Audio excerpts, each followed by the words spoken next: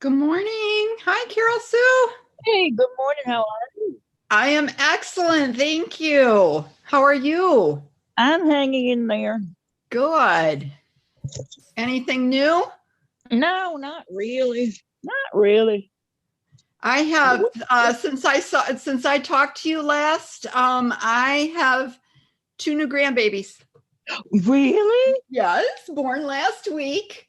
Oh, Yes, lovely. and I'm pretty excited about that. Of Uh, course, they smell so wonderful and they're so cuddly. Isn't that so true? Good morning, everyone. Welcome. Glad to have you on board this morning. Good morning. Good morning. Good morning. Hi, Shona. How are Oh, you? good, thank you. Good. And Smuril, maybe Lynette, Corey, Virginia. Glad to see you. Good morning. Good morning. Hi, Virginia. Hello, everyone. All right, I'm going to go ahead and I'm going to share my screen and get started so that everybody can make sure they're in the right place as we move forward here. So, just to bring you up to date, I have taught learn to crochet and learn to knit, and what I'm finding is people know the basics of how to knit and crochet, but they don't necessarily know how to read the pattern. And so I've developed a class on reading the pattern. This is reading the knitting pattern. Can you see my screen? Did I share it okay? Okay, great. Yes. So this is my class on reading a knitting pattern. So there's a couple of assumptions for getting started with this class. There's an assumption that you already know how to perhaps do a slip knot, cast on, knit, purl, and bind off. Now, if you don't know those things, you feel free to stay. You're welcome to stay. That's not a problem. But if you don't know how to do those things, this might frustrate you a little bit because I'm going to be talking specifically about how to do those things I just described within a pattern. And so if you don't know how, please feel free to sign up for my Learn to Knit class, which goes through all of those things: slip knot, casting on, knitting. It doesn't cover purling, but it covers knitting and it covers binding off and weaving in the ends. So I just want to make sure, because this is kind of an intermediate level class, I want to make sure that everybody feels comfortable participating in this content. So are there any questions right now on the content itself?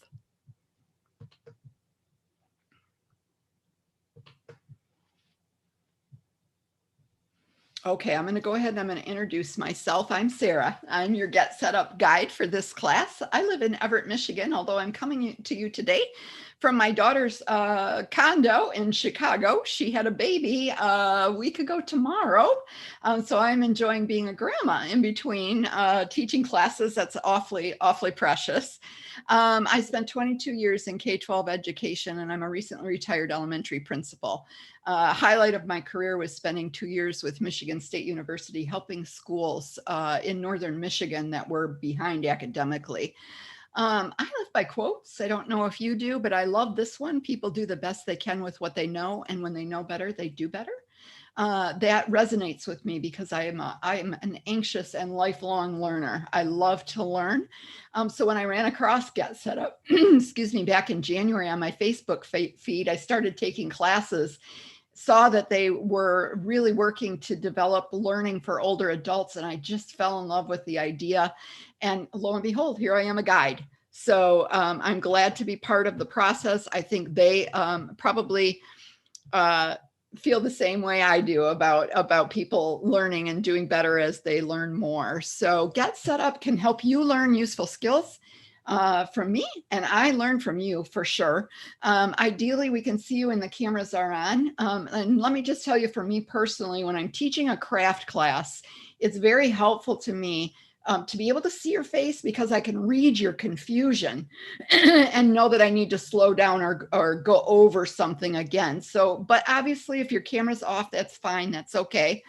If you would like to record or request a recording afterwards, you may do that by emailing help@getsetup.io. And just in that email, say, I'd like a copy of Sarah's class today on learning to read knitting patterns, and they'll send that right off to you. That way you can queue up to a specific spot if you just need a refresher on a certain area of what I cover in the content. If you're joining by live stream today, I want to welcome you. I'm glad you're here. Just know that if you would like to fully participate, though, and be in our two-way conversations, you can do that by hopping on over to the getsetup.io website and registering directly for a class. And that way you'll be in our Zoom room with us and you'll be able to ask me questions in real time. Get Setup is not paid to promote specific products, nor am I. So I want you to know, though, as a crafter, I always mention my favorite products. I can't help but do it, but nobody's paying me, nor is anyone paying Get Setup to do that. We're a relatively small class today, so if you have questions, please feel free to unmute yourself and ask, or if you'd like to, you can type it in the chat, and either Max or I will be here to help you with the chat box. Max is my teaching/technical assistant, and he will help with any questions. You can also chat with Max in the chat box if you have questions on the technology required for today's class. Max, did you want to say hello? Hi, hello everyone. Glad to see you here. Grateful that you're here, Max. Thank you. Oops. Trying to just make sure I'm not missing anything here. Okay. All right.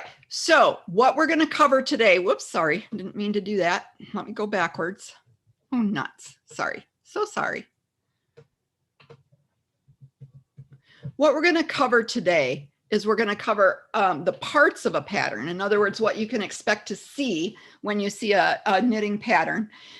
You're going to see how the rows and stitches are recorded in those patterns. And I look at that as breaking the code. That's kind of, when I look at a knitting pattern and I think about a person who's never seen one before, it's got to look like some kind of coding that is a mystery. And so we're going to try to solve that mystery today. And when you get done, hopefully you'll feel at least comfortable enough to try it on your own. I'm going to show you how to look at the finishing portion of the pattern to know what to do when you get done. And then if we have time, we're going to cover understanding and choosing yarns. With that, I'm wondering, is there anything anyone specifically is hoping to learn today? Or if you're already a knitter, if you want to tell me what you think if you consider yourself a beginner, kind of middle of the road, or an advanced knitter, I'd love to hear from you. Either unmute yourself or type it in the chat box down below. So this is Wendy speaking, and I'm a beginner. I knit 50 years ago, and I'm starting back up again. Okay. I can knit and purl. I don't know fancy stitches, Okay. and I really want to know how to substitute yarns so that if I find a pattern but I can't find that yarn, I know what I can use that would approximate it. Okay, and I am hoping that we get to that, Wendy. If we don't, if I run out of time, remind me at the end and I'll just skip forward to that particular slide and hit that for you because it's in here. Thank you. Mm-hmm. Hi, Sarah. Yeah. Linda here. I Hi, am Linda. exactly in the same state as Wendy. Great. I know how to basically knit, but it's been years and years, and just want to get back to it. Awesome. You're in the right place. Someone else. Hi, Sarah. Oh, hi, Sheila. Hi, I'm Sheila Bridge. I've been knitting for the homeless, so I know the both stitches, but I get into a problem if I drop a stitch. Oh, gosh. I can't get it back, or if the last loop is on the yarn and it doesn't go that you can wind it around and stitch it. So Okay. So Sheila, I probably am not covering that in this class, but I will be developing an intermediate knitting class. Okay. Where I would be covering that in detail. But just as a matter of course, if you Google how to pick up a dropped stitch, Right. and click on the videos, you might be able to see that if you need it like today rather than waiting for my class. So that would be my my encouragement to you. But I would love to learn patterns like you're teaching. Okay. All right, great. I'm glad you're here. Anybody else? Yes, this is Marlene. Marlene, and Hi, Marlene. yeah, I'm just kind of here learning what, well, how to learn how to read patterns. Yep. I'm between an intermediate and advanced knitter. I've been knitting for quite a while. Okay. And I'm learning how to manipulate the knit and purl stitch. I'm just working on a neck warmer that is a beautiful stitch right now. Okay, great. Anyone else? Mary. Yeah, I'm a beginner, and I do know how to do most of what you were talking about. I'm not good at purling at all. Okay. And one of the challenges that I had when I started back is when I was trying to follow the videos, I ended up knitting in reverse because of the video. And so I haven't figured out how to correct that, but it's okay. All right. When I'm looking at patterns, even for simple things, I find myself challenged because I can't get past the scarf stage. Okay. All right. Well, I'm hoping this will take you to the next step. That's great. You guys are in a great spot. Great. All right. I'm going to go ahead and I'm going to move forward so we can get to the content. I think you can see that this is reading a knitting pattern, common abbreviations. This is the code. So when you look at this, the first question I think I would ask if I was a new knitter looking at a pattern is, do I have to memorize all those? Right? Because that is a huge list. And the answer is no, you don't have to memorize all of them. It helps you to knit more quickly if you know these, but you don't have to know them all. And when I get done with today's lesson, with today's class, I'm going to send you a group of resources in our follow-up email. And one of them is a link to a list of common abbreviations that you can print off yourself. But understand that almost every one of these you could look up online and see specifically. So the internet is your friend when it comes to solving this code. So I want to just kind of go through these briefly. So approx is the abbreviation for approximately. And that makes sense when you see that, right? But when you see approx as a standalone word in a pattern, it might not occur to you that that's what it's saying.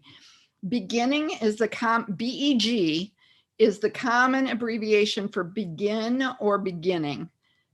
CONT is the common abbreviation for continue. DEC is the common abbreviation for decrease or decreasing, and so on. So we've got following, that's the abbreviation. Increase, just INC, increase. K means knit. Now, when that K is there, it's talking about knitting a stitch, a specific stitch or stitches. It's not talking about big picture knitting, which includes knitting and purling and binding off and casting on. When you see this in a pattern, it's talking about what you're going to do to one or more stitches. K2 together is a type of decrease where you knit two stitches together. LP is an abbreviation for loops. Loops are often what we call something on the knitting needle, a loop on the needle. P is the common abbreviation for purling. Purl two together is just like this knitting abbreviation where you're purling two stitches together to decrease. PAT is the abbreviation for pattern. Where you would most often see this used is in conjunction with this word up here, CONT, where it'll say CONT in PAT. That means continue in the pattern. So if it tells you to, for example, knit one row, purl one row, continue in that pattern, you are going to keep knitting one row and purling one row. So CONT, PAT means continue in the pattern. PM might often means place a stitch marker. That's important in usually in advanced knitting projects. PSSO, that means pass the slip stitch over. That's another type of decrease. When I use this a lot when I'm making slippers, for example. REM means remaining. REP, repeat. Right hand, RH, RS, right side, skip. So sometimes you'll skip things, or sometimes you will knit one stitch and pass the slip stitch over. SL is the abbreviation for slip. SLST for slip stitch. TOG for together. This is always the abbreviation for wrong side. With yarn in back and with yarn in front, often comes with lacy patterns, patterns that have lace where you're going to be skipping or you're going to be making a hole. You'll see that frequently with that. Yarn over has a variety of applications. And then there's two ways that they may tell you to repeat a section of stitches. They may do it with an asterisk, or they may do it with a set of brackets. Both are often used to say whatever's between here and here, you're going to repeat. So that's a basic overview of how to read a pattern. I'm wondering what questions you might have about what I'm showing you right here. There's one that you missed off the list. What is that? TBL, through back loop. Through the back loop is another good one. You're right, Carol. So, and that may be on the list that you get. I'm not sure. There are more abbreviations. Okay. There are more abbreviations than what I've got on this, but you're right. Through the back loop or through the front loop is another one. TFL, TBL. Yep. Thank you for that, Carol Sue.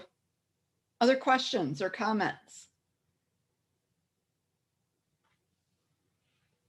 All right, so we're going to move forward and I'm going to share the different parts of the knitting pattern. So this is a pattern that I found on the internet.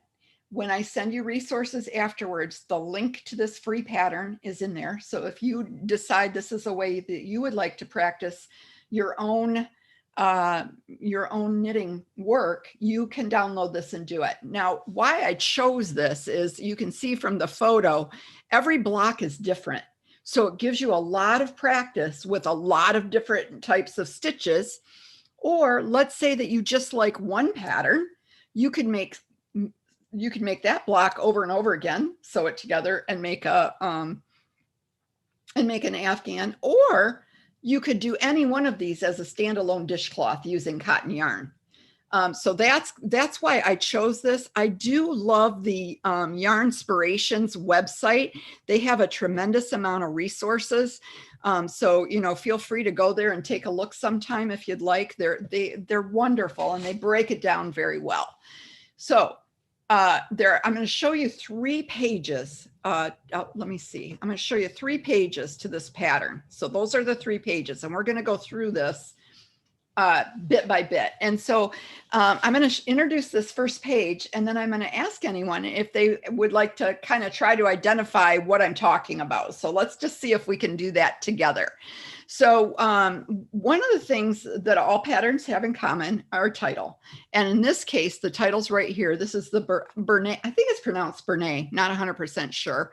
Bernay Knit Along Afghan. And this one also tells us who the publisher is, the Yarnspirations. That's not always obvious, but in this case it is. Then you can look for how difficult is the pattern. And in this case, it tells us right at the top, I love that. It says that this is a knitting pattern and the skill level is easy. Now I gotta tell you, when I look over here and I see some of these stitches, I'm not sure that I would categorize this in the easy pattern level, but that's what they've identified it as. And then over here, you'll see the materials that are needed to complete the project. So it's telling you the type of yarn they've used, and it's telling you colors. And they're saying color 1, they're going to call contrast A. Color 2, they're going to call contrast B. And color 3, they're going to call contrast C. And the reason they do that is they're telling you that if you want it to look exactly like this, this is what you need to get: 4 balls, 3 balls, 3 balls. But if you want to swap it out for your own colors, that's why they've named it contrast A. And that's how they'll refer to it in the pattern, contrast B, or sometimes you'll see it called color 1, color 2, color 3. Sometimes you'll see it called main color, contrasting color 1, contrasting color 2, but that's what it's doing. It's saying, it's giving you that kind of general category so that you can swap out your own colors for that. And it's telling you that this pattern, the whole thing is going to use size 8 knitting needles, which are also 5 millimeter, or the size needed to obtain a gauge. And that's where we talk about swatching to see if your gauge matches what the pattern says. And you will also need a size 7 or a 4.5 millimeter circular knitting needle that is 36 or 9 inches or 90 centimeters long. Now, somebody, I can't remember who it was at the beginning, said, I want to know how to swap out if I want to use a different yarn. I'm going to tell you my trick right here because it's reminding me of it. So I would go online and I would look up Bernay satin. I would Google that. And then I might even put in Bernay satin label, put in the word label. And when it shows you the label, it's going to show you the size of the yarn. And that is what you want to use to swap out. So if it says, for example, that it's a size 4 yarn, you can swap that out for any size 4 yarn. So you would look up Bernay satin label, look for the size. And if you don't know what I mean by looking at the size, I'll show you a picture of that at the end. But that's how I would swap out. Okay, and then over here, we've got abbreviations and or sometimes special stitches. And this, so what I've learned over the years when I do this is I don't have to know every stitch out there. I mean, there's hundreds, maybe thousands, I don't know. But you don't have to know them all. You have to know the basics. Usually you have to know the purl, you have to know the knit. You might need to know what slip means or yarn over means, but anything that is out of the ordinary, that's beyond those very basic elements, they're going to explain in this abbreviation or special stitches section. And so just know that you get a lot of information in this section.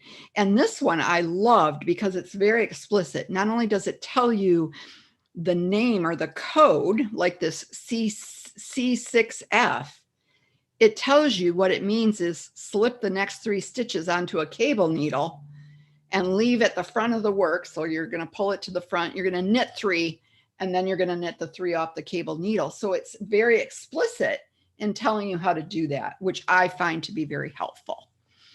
All right.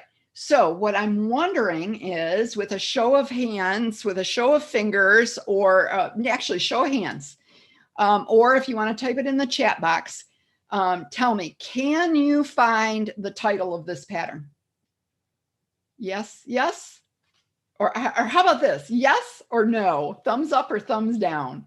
Okay, you can find the title. I'm seeing a thumbs up. Yes, great. Thank you. Awesome. All right. Can you find how easy it is or how difficult it is to make this project?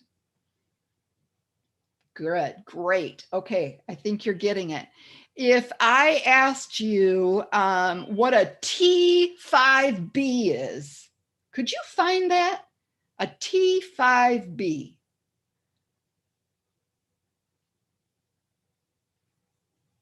Okay. All right, great. Which reminds me, just for a hot second, a lot of times this section will be organized 2 ways, either alphabetically, which this one is, which was a little bit of a trick because I made you look clear over here for that T5B, or it'll be introduced in the order that it's introduced in the pattern.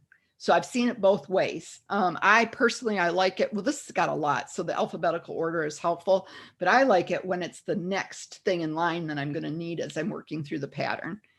Okay, could you find how much yarn you need to buy? Great, you guys are awesome. Yes. Oh, I'm seeing some thumbs up. Thank you. All right, what size needles? Somebody tell me, what size needles do you need for this project? Sheila? 5 millimeters or 8.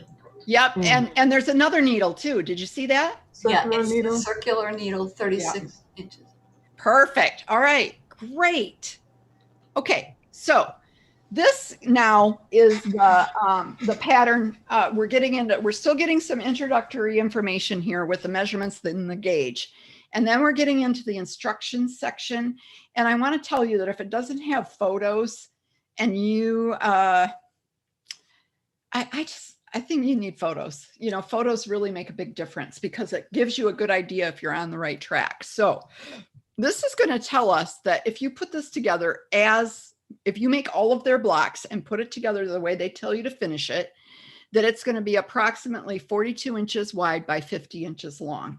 And if that measurement is very important to you, then you're going to want to gauge your work first. And you do that by using, I'm going to go back one slide, and you're going to use the size 8 needle, because that's what they're going to gauge it with, is the needle that does the majority of the work. Okay, you're going to gauge it by doing 18 stitches. So you're going to cast on 18 stitches and you're going to knit for 24 rows, or knit one side and purl the other. You can do it either way. And that should end up being 4 inches square, or 10 centimeters high, 10 centimeters wide. It says with the larger needles. So it told us, I'm sorry, I should have looked a little more closely. It says with the larger needles, which were the size 8s. And then in the stocking stitch, which is another name for knit one row, purl one row. So that's how you would know if your work is the same size as theirs. And if that's very important to you, you're going to want to do that swatch first. Afghans, however, are a lot more forgiving than clothing, so you may not have to worry about that. Now, remember, if your piece turns out bigger than that, you're going to want to go down a size or two, excuse me, a size or two in your knitting needles. If yours is much smaller than this, then you're going to want to go up a size or two. Then we get to the instructions section of the pattern. And this one is instructions block by block. So let's say that you liked this one, or you thought this one was easy enough that you could complete, but you don't really care for this one. Make a dishcloth and practice it and learn a new skill. So this is the instruction section. I'm not going to go through these instructions right now. We're going to save that for a hot minute. But it also gives you a photo of each complete block, which I really like. Any questions on this part of the knitting pattern? Marlene. Yeah, Sarah, I just want to let you know that not all instructions usually tell you the meaning of some of the abbreviations. I've had to look up quite a few. I know, I hate that, Marlene. I hate it. And sometimes if it doesn't tell me, I don't buy the pattern, because that's important. It really slows you down if you have to look it up. Mary. Yes, my question is, if it doesn't tell you the skill level and you're looking at something that appears to be simple, but you don't know if it's simple, because like I said, I'm trying to step past just making scarves. Yeah. And so I'm trying to find things that appear simple, but I don't know if they actually are simple. And so how do you determine that or discern that if it doesn't explicitly tell you something? So what I do, I guess what I do is I scan the pattern and I see if I have a basic understanding of the code that I'm seeing.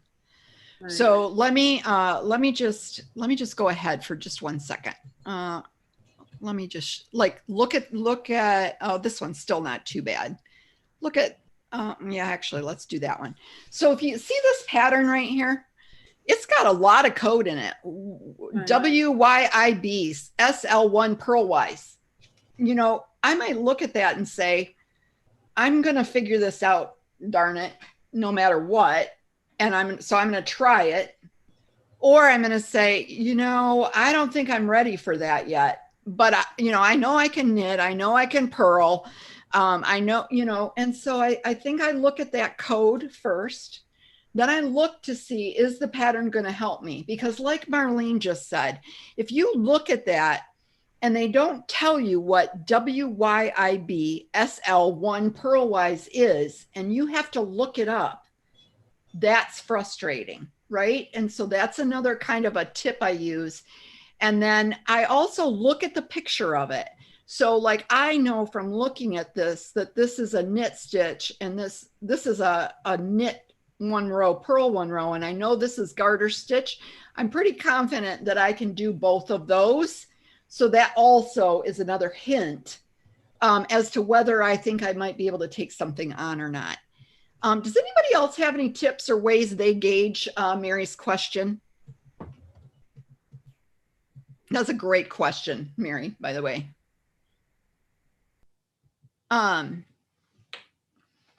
Okay, so this is the last page in this pattern. And actually, I think this section I actually took out of the very, very last page and migrated it over so that I didn't have to do a whole separate page on this. But what this tells us is what we call the finishing instructions. And it shows us charts. So I want to talk about that for a minute. So when we get over here in the finishing, it says pin blocks to measurements. That's talking about blocking the blocks. And we're going to talk about that later. So they want you to block the blocks or the squares. They want you to block the squares by covering with a damp cloth and leaving it to dry. I'm going to talk more about it. So I'm not going to tell you a lot right now, but what they're asking you to do here is they're saying block it. And then they're saying sew it together following this diagram and then add your border. And here are your border instructions.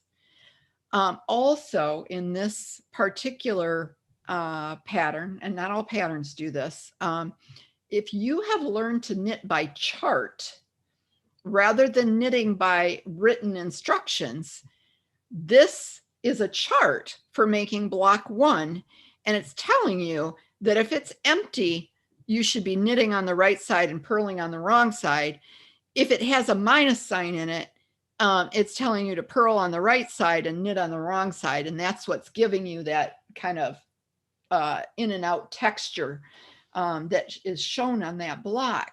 So there are knitting patterns that are 100% done by charts. That's work for me. Reading a chart is work for me, but for some people, that is their love. And so just know that there are sometimes 2 ways that you can go about doing something. The other thing that's nice about the chart in this particular pattern of all these different blocks is the chart kind of gives you a visual too of what it should look like. All right. And then it's telling you, because this was what they called, this pattern was a yarn, it was a knit along pattern that was introduced. I can't remember what year, maybe 2014. And so what happened when they introduced it, and you can Google crochet along right now and find some that are out there. What would happen is they would give you the pattern like 1 block at a time or 2 blocks at a time. You would work those and then wait for the next pattern to be released, and you would get it. You would maybe do it over maybe 3 months, for example. I can't remember how many blocks were in this total. 14? No, I don't remember how many were in it total, but that's kind of fun. I have done that before and gifted my final Afghan, and that was a whole lot of fun. Questions on this page? All right. Oh, I hear somebody. Sheila, what you got? Well, personally, I don't know how many classes you had before this. I must have missed them, but I find this more than I think it's very detailed, and it would be hard for me to follow and switch to all the different patterns and then keep track of the rows. I don't think that would be a good idea for me for the first project, because all I know is knit 1, purl 1. Okay, and when we get toward the end, I'm going to tell you some ideas for beginner patterns. Okay. So that you might, more successfully pick out a project. So that's a great point, Sheila. Thank you. Thanks. All right. So let's go forward a little bit. So casting on is abbreviated CO, and there are several methods of casting on. and the pattern doesn't usually tell you the type of casting on to use. So these were some of the ones I found when I was researching to get ready for the class.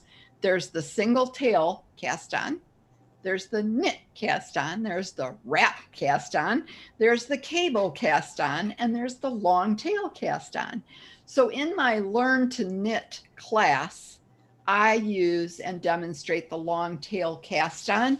That was how I learned. I have learned the, I can't remember the name of the other one that I've learned. But I like the long tail because I think it's a more secure, a more secure cast on. But just pick one and stick with it. And if you are not happy, if you feel like you can't get the hang of it with all the different, ways you have to hold stuff, see if there's another one out there that you might enjoy better. And that's okay.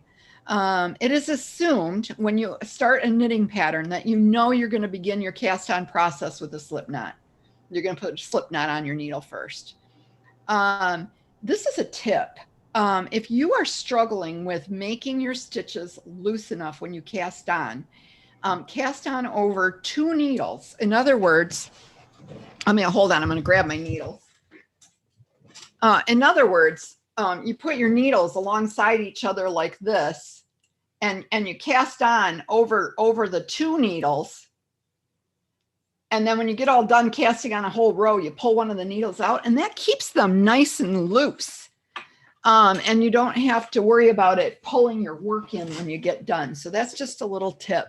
Or the other thing you can do is you can cast on, let's say that you were going to do this pattern and you were going to be using those size 8 needles. You could cast on to a size 10 needle, for example, and then knit your first row with that size 8 needle. And that helps keep your stitches from pulling in as you work. So that's a great way to help yourself if you want to still be consistent, but not be too tight. Who has a type of cast on they like that they love to use, and maybe why? Shona, you're still muted. You look like you're trying to unmute. There you go. I like the cable cast on just because I can never get the hang of the long tail. Okay. All right. So you like the cable cast on. That's great. And I have not, I don't know how to do that one. Do you find it pretty easy to do then? Yes. Great. That's great. Somebody else, a favorite type of cast on and why? Yeah. This is Marlene again. Yeah. I usually do a chain. I call it a chain cast on. I use a crochet hook to chain the number of cast-ons and then knit from there.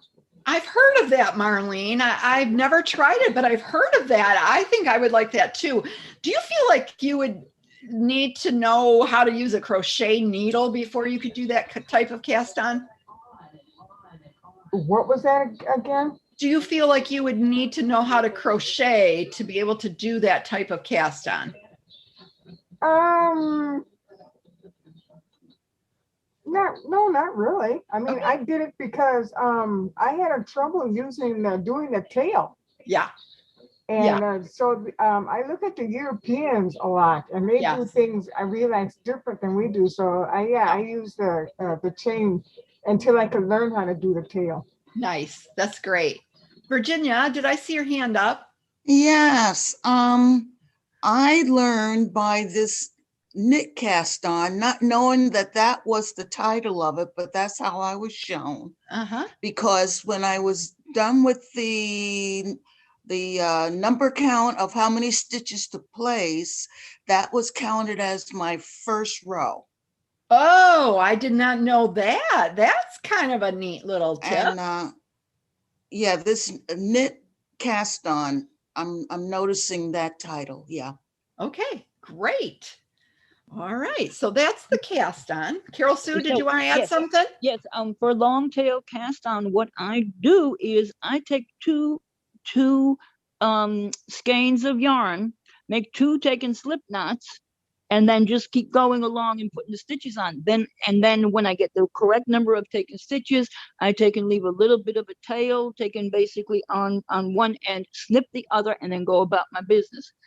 I snip the one end and leave the working yarn taken on there. Then I don't have to take and worry about sitting there for 20 million years to take and try to figure out what yardage I need. That's awesome. That's a great tip. Thank you for that. All right. So when you get to a knitting pattern, and was it Sheila that was, or was it Sheila or Wendy? Somebody was feeling a little bit frustrated by how complicated it was. This should be a little bit easier. So in rows, they're going to tell you potentially 2 ways of doing a row. So they're going to spell it out. Row 1, knit all stitches. Row 2, purl all stitches. Wouldn't that be nice if all patterns were that easy? Because there's no code in there, right? But you might get a code that looks like this. Row 1, K. That means when you do row 1, you're going to knit. Row 2, P. That means in row 2, you're going to purl. So unless you're knitting in the round, and when you're knitting in the round, what I'm talking about is where you're using a circular needle to do a tube, or you're using double pointed needles to make like a hat. If you're knitting in the round, it'll say round 1 or round 2 instead. It's assumed when you're doing rows that when you get done knitting a row, you're going to turn your work around and knit back across again. So that's what it's telling us about the rows. Stitches within the rows. So this is I'm going to just stop share for just a minute so I can show you this book. So I was trying to figure out how to get my brain wrapped around sharing all of this with you all today. And I picked up this book from, this one happened to come from Hobby Lobby, and it's 50 easy stitch patterns. And it's very similar to the Afghan thing in that it tells you in here how to do a block.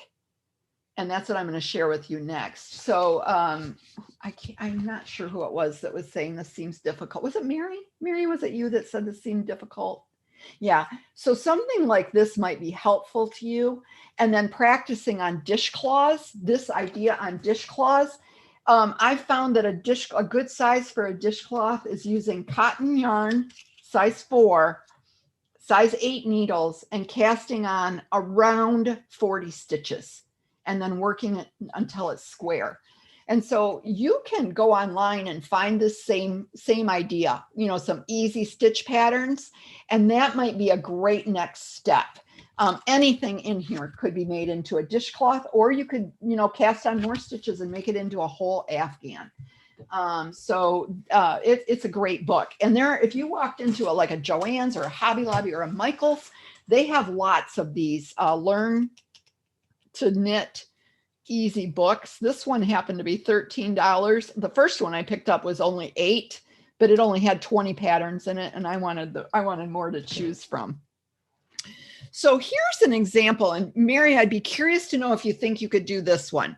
So this is where we're talking about stitches in a row, and this was using the Pearl Ridge dishcloth out of this pattern book. And so what it said is use an odd number of stitches. It didn't say a specific cast on, because you might apply this to a baby blanket, you might apply it to an Afghan, you might apply it to a dishcloth. And so what it's just saying to you is what's important in this particular pattern is that you use an odd number of stitches. So you could do 11, you could do 41, you could do 141. And all it's going to do is change the size of what you do. So if you see one that says use an odd number of stitches, that's what they're talking about. They're saying this is kind of what you need as your baseline. Sarah, yes. Did you forget to share? Oh, I am so sorry. Thank you. Gosh, I hate when I do that. That is not helpful. Sorry. Okay, so this is Mary, this is what I'm talking about. So in the Pearl Ridge dishcloth, it says use an odd number of stitches. I wrote in here cast on 41 because that's how many I would use to make a dishcloth. So here's the code. Row 1, RS. Who knows what RS is? The right side. Right side. Thank you, Marlene. Knit. And the abbreviation for knit is K. So you're going to knit all across the whole row, 41 stitches. Row 2, purl. That means you're going to purl every stitch on all the way across. Row 3, and this is what makes this a good beginner one, Mary, is it gives you a little bit of chance to try something different. You're going to knit 2, and then see the asterisk right here? It's telling you that you're going to repeat that. So you're going to knit 2, and then you're going to purl 1 and knit 1, purl 1, knit 1, purl 1, knit 1, until you get to the end of the row. And then the next row, you're going to purl. All right, so it says repeat those rows 1 through 4 until it's approximately square if you're doing a dishcloth, and then bind off with the right side facing. All right, what questions might you have about this particular pattern?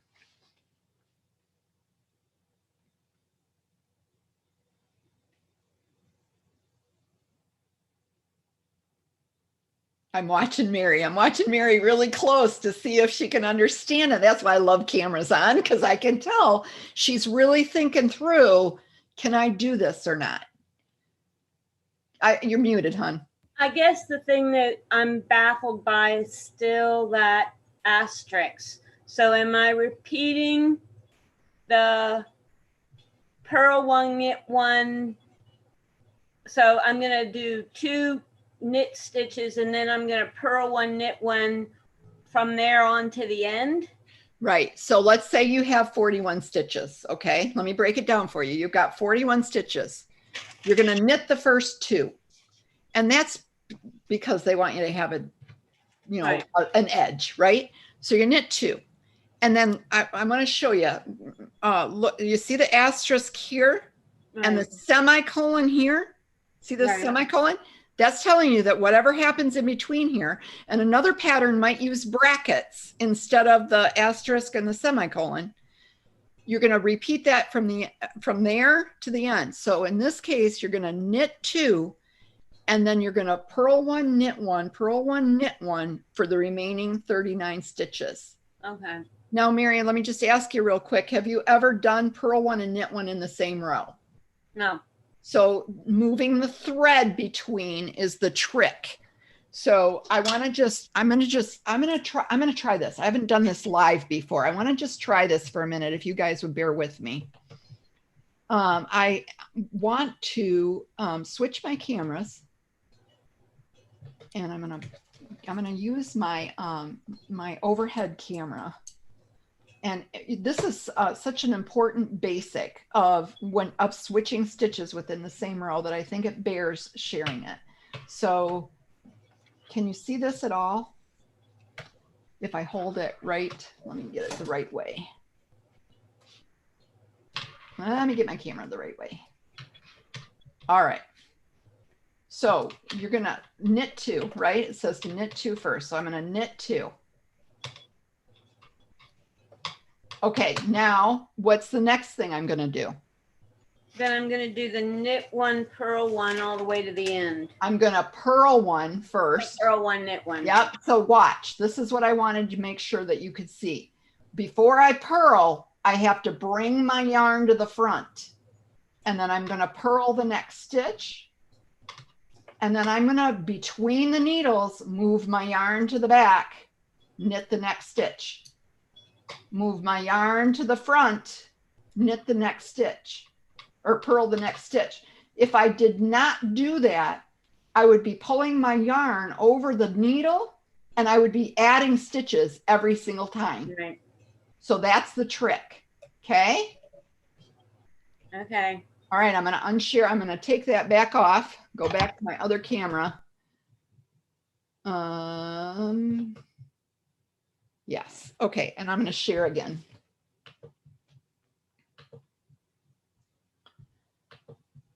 Okay. So that's that pattern. One of the things that you can do to keep track is this. So there's several different ways you can keep track of your stitches and keep track of your rows. You can just count.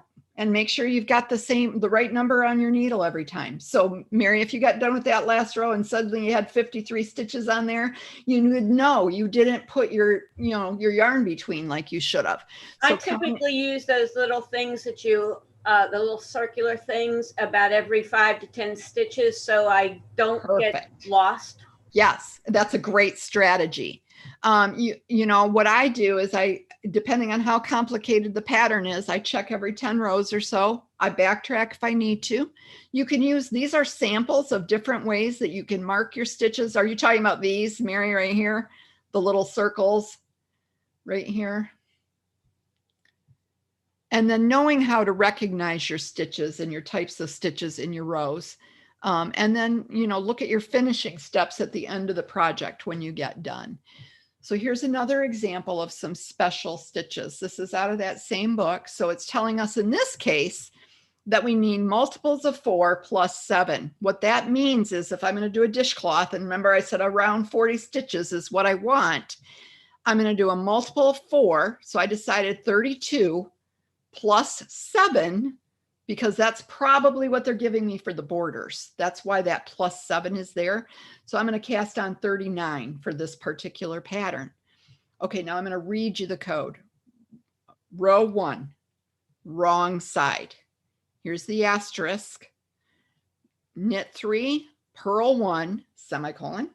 Repeat from that asterisk until I got 3 stitches remaining on my left-hand needle. And I'm going to knit those last 3 stitches. That's what that's telling us. Row 2, and this is a little bit more complicated pattern. This is that one I was showing you earlier. Row 2. This is now the right side of my work because that was the wrong side. I'm going to knit 3. Holding my yarn in the back, I'm going to slip a stitch. Just move it from one needle to the other as if I was purling, but without actually purling it. That's what with yarn and back, slip 1 purlwise means. And I'm going to do that. I'm going to do the knit 3 with the yarn and back, slip 1 purlwise over and over again until I get to the last 3 stitches on my left-hand needle. And then I'm going to, I think that was a typo. I think that's supposed to be knit 3. And then it's telling me to repeat rows 1 and 2, a total of 4 times more. And then it's telling me in row 11 now, I'm going to knit 5. I'm going to do what's right here in the asterisk, purl 1, knit 3. To the last 2 stitches, knit 2. Then it's telling me what to do in row 12, which was the same as what was up here, except for you're going to yarn over for the last 2 stitches. And then it's telling me to repeat rows 11 and 12 4 times row more. And then I'm going to repeat that and bind off. What questions might you have on this pattern? Okay, we're coming down to the end here. Okay, this is a lacy one. I always like the lacy kind of stuffs, patterns. This one's multiples of 2 plus 2. So in this case, I did a multiple of 2, 40. I added 2 to come up with 42 for my finished dishcloth. This one's saying on the right side, row 1, I'm going to knit 1, and now I'm going to yarn over. And then I'm going to knit 2 together. That's a decrease stitch. So that yarn over is actually pulling over the needle, creating the hole. And then this decrease is going to make up for that. So that's a little bit advanced, a little bit more than a beginner stitch right there, but that's what it's talking about. And then you're going to repeat to the last stitch and knit 1. And that's what creates this hole. This yarn over right here is what creates this hole right here. And then on the next side, which is the wrong side, you're just going to purl. And then row 3 says knit 1, knit 2 together, yarn over, repeat from the asterisk to the last stitch and knit 1. And then in row 4, you're going to purl. So every other row you're purling, and you're going to repeat that until it's approximately square and bind off with your right side facing. Questions on this one?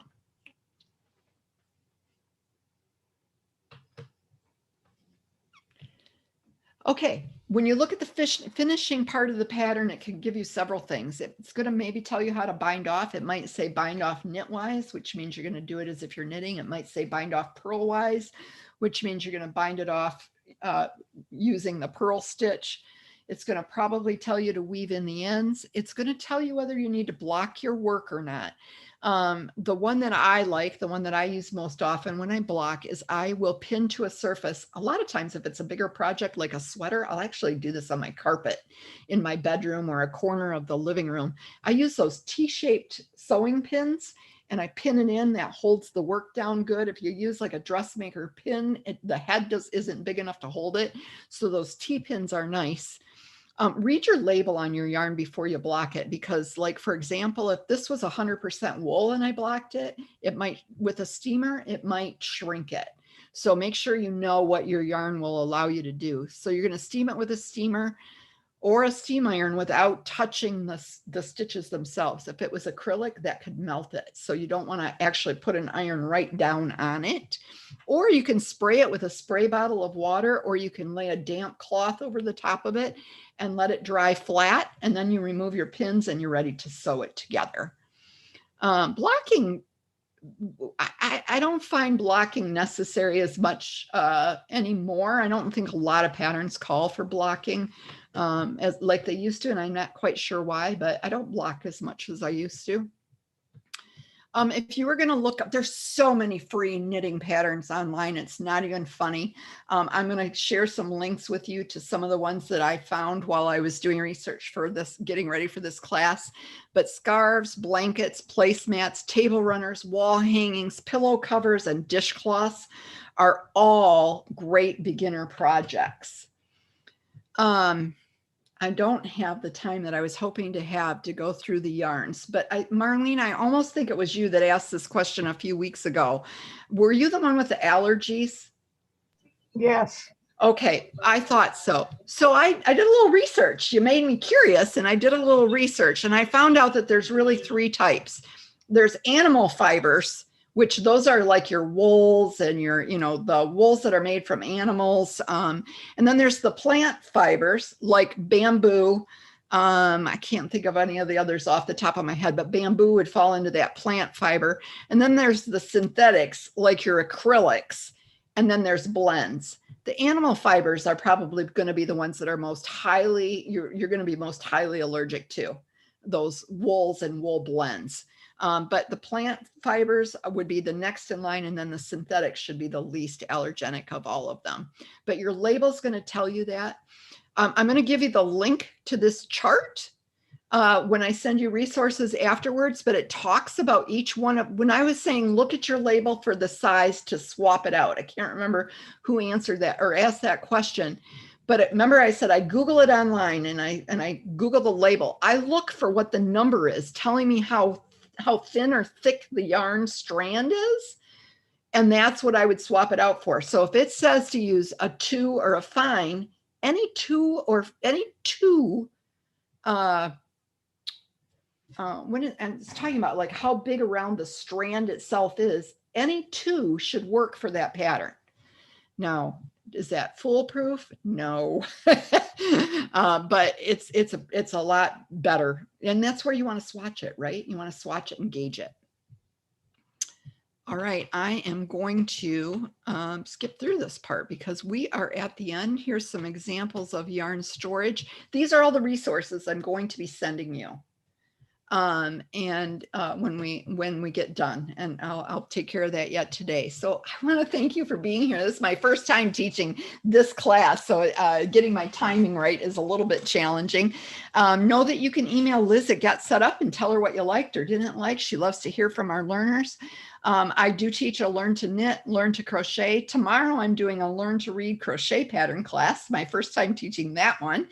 I'm also later this week teaching calligraphy and finding fun crafts on Pinterest. So those are some other things that you might be interested in.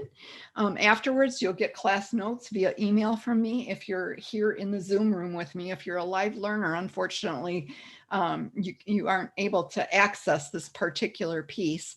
But if you scroll down in that email and see the give feedback, a box like this is going to pop up and you can rate the class with stars. You can change those stars. You can rate me. You can leave comments about the class or about me. And you can also like give us suggestions for the future down here. I read every word of feedback I get. I'm always looking to improve. And I'm especially hoping that a few of you will respond today, since it's the first time I've taught this content, and let me know what worked for you and what didn't. I would love to know that.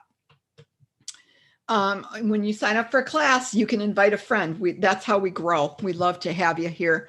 If you email help@getsetup.io, you can offer to do many of these things. You can host an interest group yourself. You can suggest new classes. You can tell us about your organization. We'll reach out to them. And remember, you can request a copy of this session so that you can follow along again if you miss something and you want to revisit it. What questions might you have? I'm going to stop sharing. Anybody have any questions at this time? That was great, Sarah. Thanks very much. Okay, I hope it helped. I hope you feel more confident. I agree. It was a super class. Very, very helpful. Thank you. Good. Oh, good. Thank you so much. I really appreciate that. Thank That was you. great. Thank you. Yeah. Thank you. See you in the next one. Are your Hug you. previous classes recorded that I could watch a class that you did before? No, you have to be present in the class to participate. Yeah, or to ask for recording.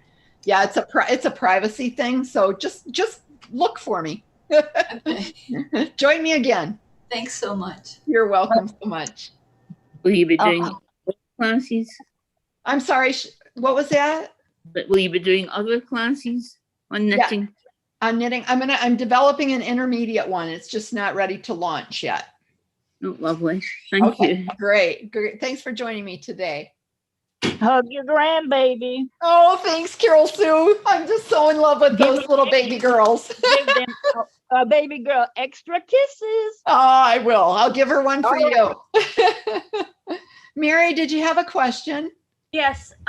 Could you post the list of beginning knitting projects from that slide in your notes? Because I was trying to copy them down and they all looked flat. And I think that's what, and I need to move sort of from the flat stuff like the table mats and the runners into the things that actually have three-dimensional. Okay. Yeah, I'd be happy to do that.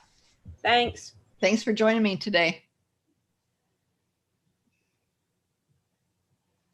Bye-bye. Thank you. Bye. Bye-bye, everyone. Thanks for being here. Thank you.